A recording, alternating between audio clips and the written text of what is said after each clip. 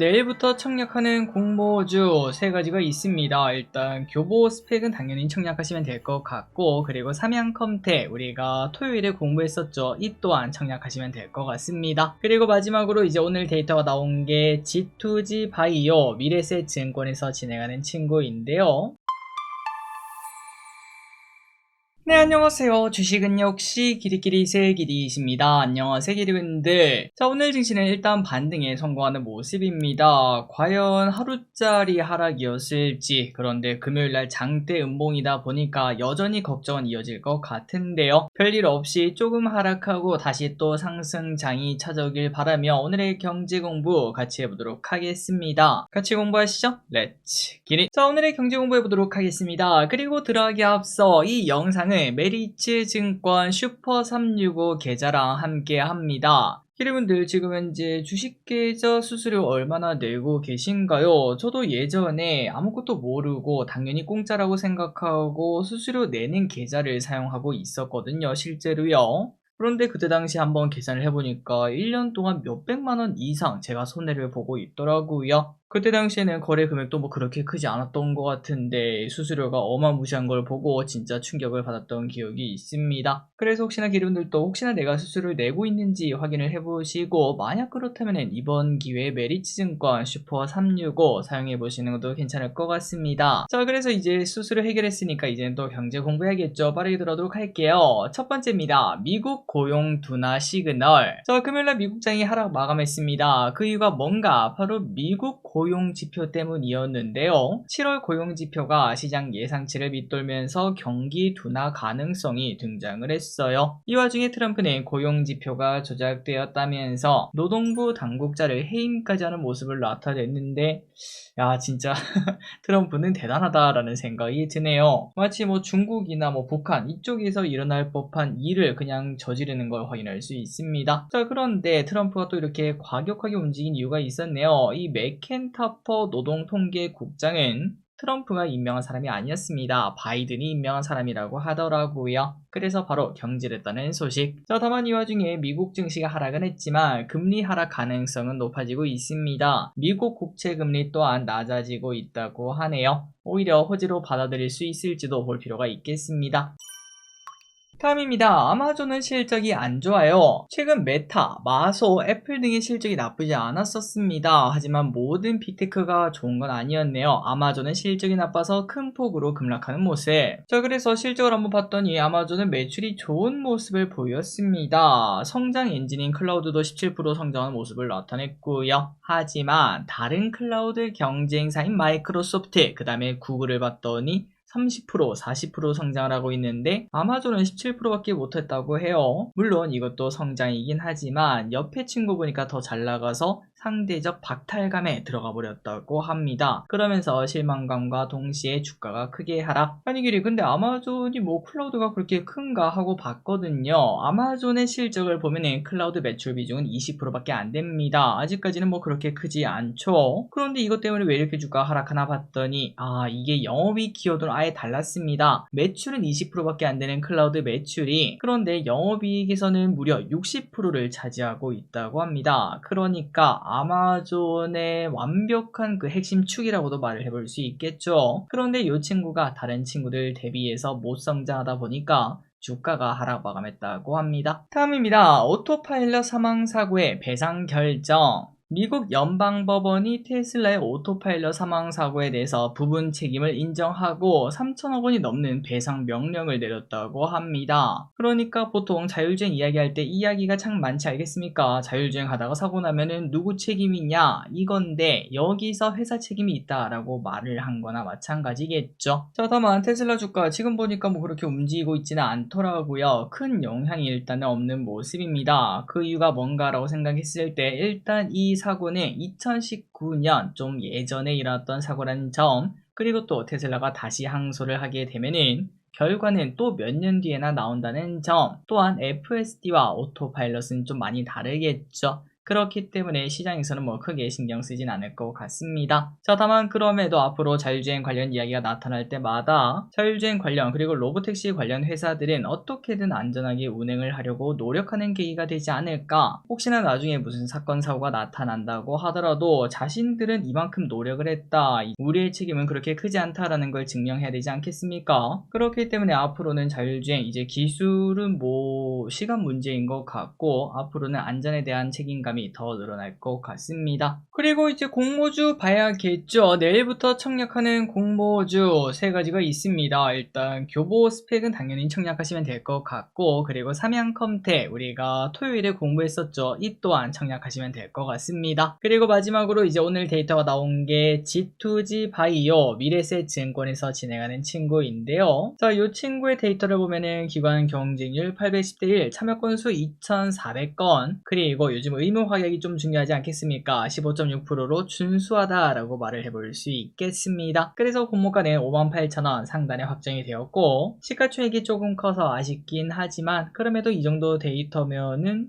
뭐 이거는 청약해야 된다, 청약 안 할 이유를 찾기는 어려울 것 같습니다. 그렇기 때문에 내일 진행하는 공모주 3개 전부 다 청약하시면 될 것 같아요. 다음입니다. 대주주 기준 수정 가능성. 자, 오늘 증시는 상승하고 있습니다. 코스피가 1% 상승으로 일각에서는 뭐 데드캣 바운스다 라고 말을 하고 있지만 어쨌든 상승을 해주고 있는데요. 그 이유가 뭔가라고 봤을 때 정부 그리고 민주당에서 생각한 것보다는 금요일에 시장 반응이 컸던 건지 빠르게 10억으로 대주주 축소, 이 안을 조정할 수 있다라는 이야기가 등장을 했습니다. 그리고 정청래 신임 대표는 관련 발언을 일단 뭐 아무도 얘기하지 마라 이렇게 금지시키며 대책 마련에 들어갔다고 하는데요. 빠른 시간 내에 정리해서 알려준다고 하네요. 자, 그리고 일각에서는 딱 중간쯤 50억까지 뭐 하진 않을 것 같고 20억에서 30억 이 정도로 절충하지 않을까, 이런 얘기가 나타나고 있긴 한데, 그래서 그런지 오늘 증시가 오르고 있긴 하거든요. 하지만 뭐 저의 뷰는 똑같습니다. 3,000까지도 일단 열어두자라고 말씀드리고 싶습니다. 다음입니다. 안경점은 소비 쿠폰이 고맙다. 자, 소비 쿠폰이 풀린 지 2주 정도 되었습니다. 다들 어디에 쓰고 계신가요? 한국 신용 데이터를 바탕으로 봤을 때 전국 소상공인 카드 매출이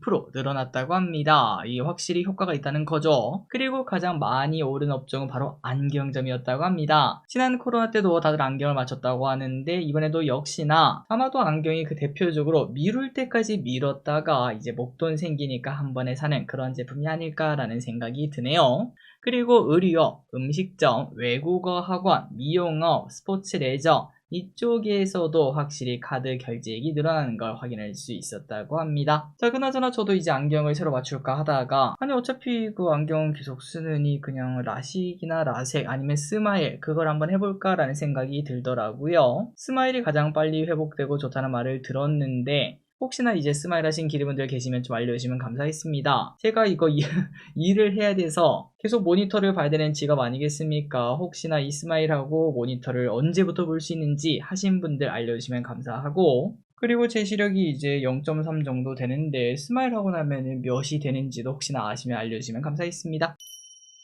다음입니다. 청년 도약 계좌 해지율이 높아지는 중. 연 9% 금리를 주면서 유명해진 청년 도약 계좌 23년도에 시작해서 지금까지 이어지고 있는데 일단 누적 계좌는 무려 196만 계좌나 된다고 합니다. 다만 중도 해지 계좌가 상당히 있다고 하는데요. 지금까지 무려 30만 계좌나 해지가 되었다고 하며 그 이유가 뭔가 봤더니 바로 돈이 없어서가 가장 많았다고 하네요. 그만큼 또 먹고 살기 힘든 게 아닌가라는 생각도 들고, 그리고 참고로 이 청년 도약 계좌는 올해 12월에 사라진다고 합니다. 그리고 또 기름은 알고 계실 거라고 생각해요. 새로운 정부가 되면 항상 새로운 계좌가 나타나죠. 청년 미래 적금이라는 신사업이 곧 발표가 된다고 하고, 그리고 또 보통은 전 정부보다 조금 더 좋은 결과값이 나올 확률이 높아서 혹시나 자기가 청년이라면은 아니면 주변에 청년이 있다면은 새로 나오는 거 꼭꼭꼭 이거는 뭐 우리한테 무조건 유리하니까 새로 나오는 적금에도 관심을 가지시면 좋을 것 같습니다. 다음입니다. 7월 차량 판매량 순위는 올해 초 다시 세단의 바람이 분다는 이야기를 제가 봤었던 것 같습니다. 같이 공부했던 기억이 있는데요. 하지만 여전히 SUV 시대가 이어지는 것 같네요. 7월 차량 판매 순위를 보니까 카니발, 소렌토, 펠리세이드, 아반떼, 스포티지, 셀토스, 그랜저, 산타페, 투싼 그리고 스타리아 순으로 가장 많이 팔렸다고 합니다. 1등이 카니발, 3등이 펠리세이드. 야, 이렇게 큰 차가 1등, 3등이라는 게 많이 놀랍더라고요. 그리고 특이한 점은 기아가 1등, 2등, 5등, 6등을 먹었는데 전부 다 SUV라는 게 특이했고요. 또한 세단은 아반떼와 그랜저밖에 없다는 것도 많이 특이했습니다. 다음입니다. 이번 주 물폭탄 조심. 주말 사이에 호남, 경남에 폭우가 내리는 모습이 나타났습니다. 특히 전라도 쪽에서 최고 289mm의 비. 야, 이게 뭐 말이 되는 숫자인가 라는 생각이 들어요. 1년 비 올 거에 4분의 1이 하루 만에 왔다고 하는데 그 피해가 상당히 컸다고 합니다. 그리고 이 비는 계속 이어진다고 하는데요. 서울은 수요일에 잠시 오고 말지만 전라도와 경상도 쪽에는 이번 주 내내 비가 올 수도 있다고 하니까 일기예보를 잘 챙겨보시면서 이동하시면 될 것 같습니다. 다음입니다. 여러분, 벌써 입추가 다가왔습니다. 이번 주 목요일이 입추예요. 아직까지 너무 덥긴 한데 그래도 입추가 다가오고 있고, 또한 이번 주 토요일이 말복입니다.